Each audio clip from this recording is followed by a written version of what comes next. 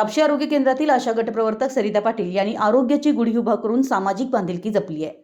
गुढीपाडवा म्हणजे नवीन वर्षाची सुरुवात, नवीन आशा, नवीन ऊर्जा आणि नवीन संकल्पना करण्याचा दिवस।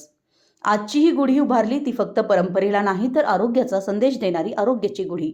आरोग्य हीच खरी संपत्ती हा संदेश देत नागरिकांना निरोगी जीवनशैली स्वीकारण्याचं आवाहन करण्यात आलं।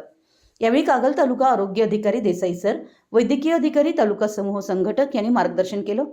साक्षी पाटील, विद्यामंदिर, रामपूरवाडी शिक्षक वृंद, मान्य सरपंच, ग्रामपंचायत, शाळा व्यवस्थापन समिती यांचं सहकार्य लाभलं।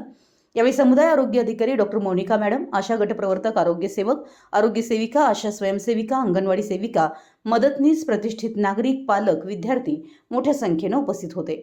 मराठी एस न्यूजसाठी कागलहून प्रशांत दळवींसह सुनील कुंभार।